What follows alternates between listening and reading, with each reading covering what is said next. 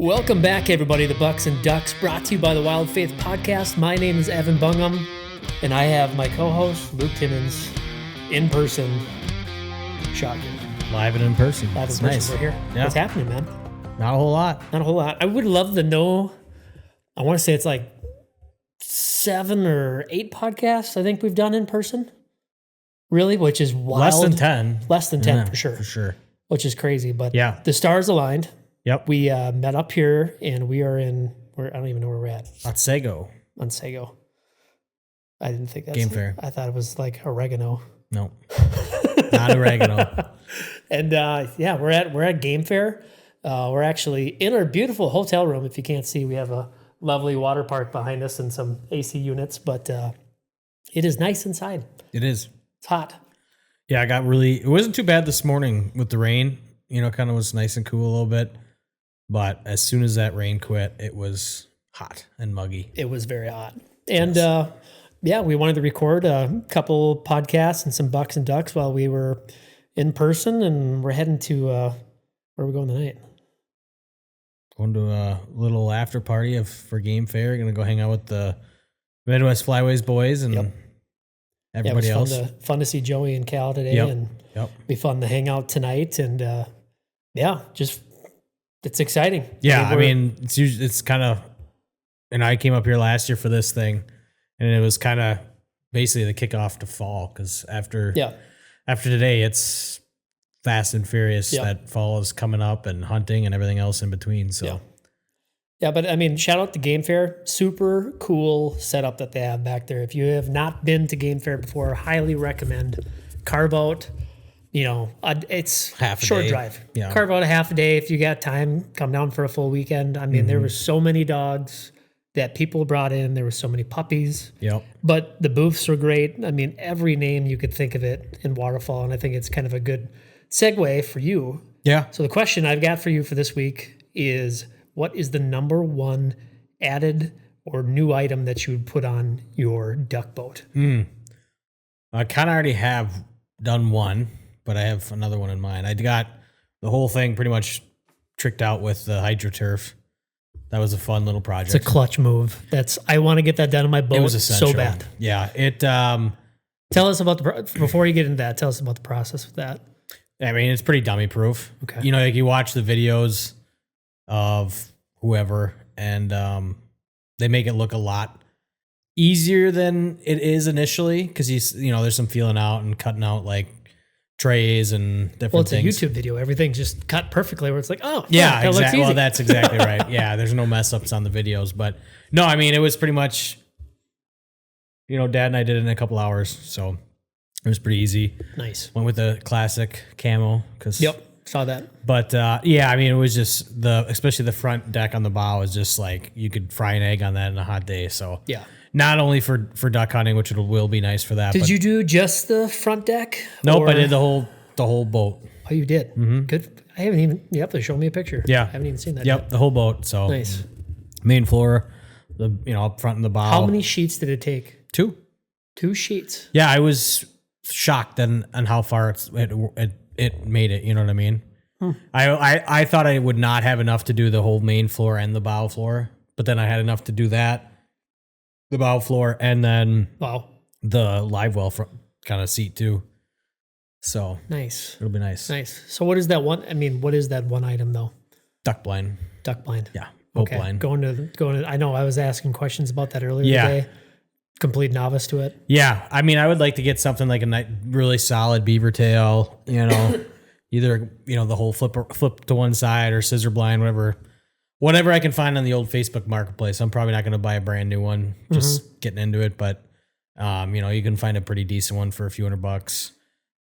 The one thing I really want to try and find, and if I can't find it, I'm just going to cut a hole in the blind, which kind of sounds a little crazy, but like where where the bow is and where the back is, it came with 2 of those, camo fishing chairs. Oh yeah. So you'd be able to sit up a little bit, it'd be handy for the kids. And you'd a couple guys on the main floor or something, but then right where that live well kind of seat is, I did an all hydroturf, so Grogan can sit right there. And some of those blinds do have like a dog hole right there. So that's what I'm saying is like, if I could just find one with it or cut one there, then he could literally just it'd be a lot easier for him getting in and out of the boat. So yeah, how does he get in the boat? No, I mean, just on the side or something and pull him up. What if you're in deep water? Pull him up out of the water. Dad strength. Yeah. Well, I mean, like some of those, like I got a Shields vest for him, for when it's really cold. And it's got like the classic paracord handle. You just. Nice. Yep. Dad strength him out of the water. Cool. Yeah. That is a fun. Yeah, that'll be a fun. And you're doing it. If people don't know yet, I'm pretty sure you've mentioned it, but you are doing a boat series. Yeah. Yep. I was hoping to have it out yesterday. No, 2 days ago. But one of the one video, multiple series. What's your plan? Multiple, yeah. Okay. Multiple videos. But yeah, I had like a few more scenes I really wanted to get filmed and completed.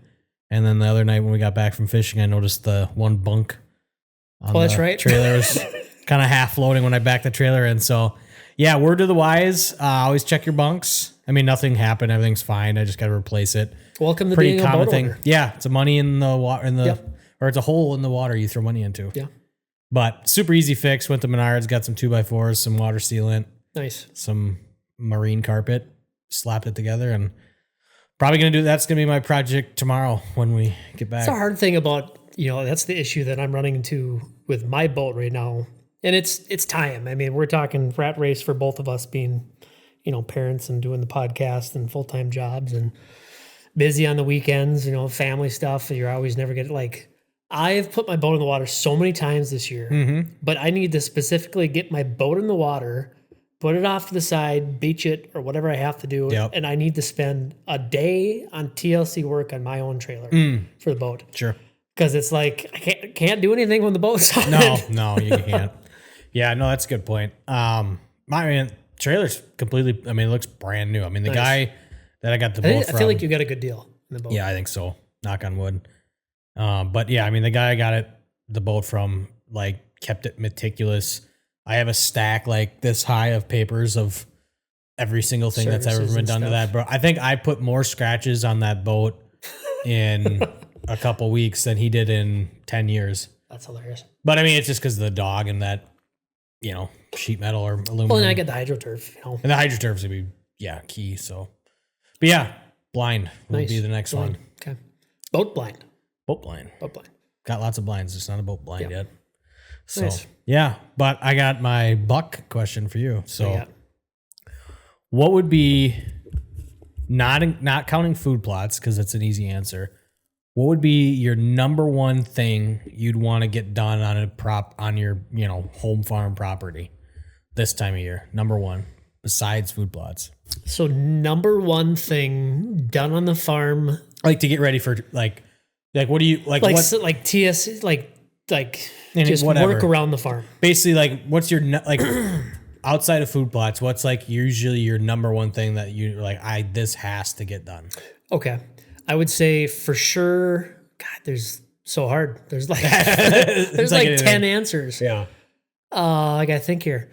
I would say it'd be between filling water holes. I think on the farm right now we have 3 on the farm.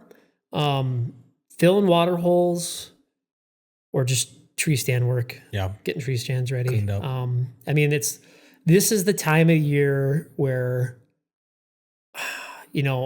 I think guys catch themselves in situations where they trim too much because you're taking into account of all the foliage that it might be great for early season. Yeah. But you're going to shoot yourself in the foot come October, November when tree falls off. And I've been guilty of that many a times. Man, I don't know. That's I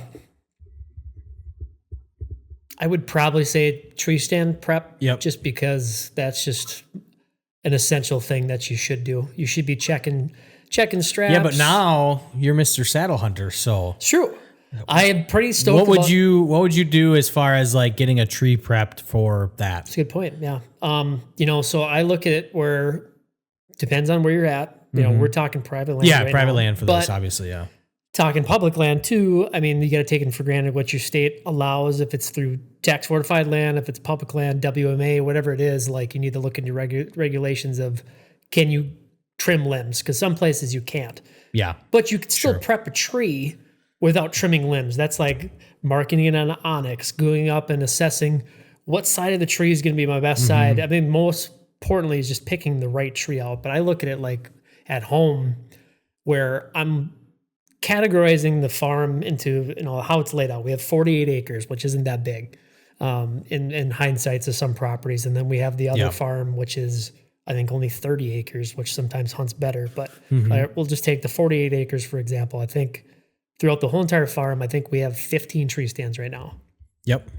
And then I would say 6 of them are historic tree stands that have just been there forever. Dad put them up. We left them up. Kind of nostalgia of it all. I think every farm, you got to have those, right? Yeah. And most of the other stands are strategically placed where we're only maybe hunting that stand once or twice, or it has to be a southeast wind that we're going to go up there and hunt it, So there's specifics to that. But there's also our woods in particular, being a river bottom property on the Rit River there. We've got 2, just kind of give you guys an example of it. We have the Rit River gets split on a property, and we have a large timber of oaks or mature trees, I would say, where they are big with a lot of poplars and stuff. But on the river, we have a lot of scrubby trees where, you really can't get in a double buddy or hang on, or you're going to be, 6 feet off the ground, where sitting in a saddle is essential.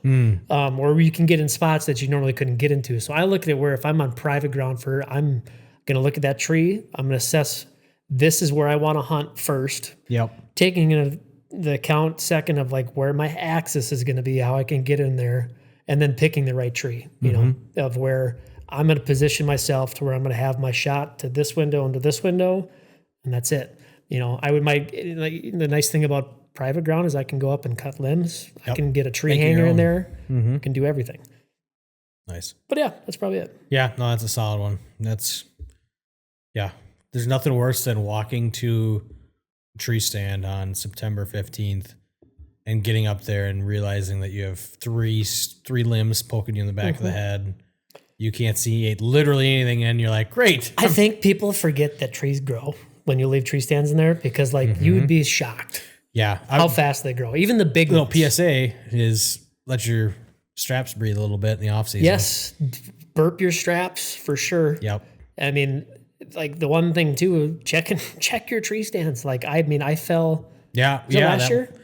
Or 2 last years year or ago? 2 years ago. Yeah, I know what you're talking about. Yeah. I had my harness on, thank God, but the cable. You learn from me.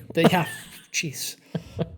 The nice thing about this one, doesn't matter how far you fall, but it would only been like 14 feet.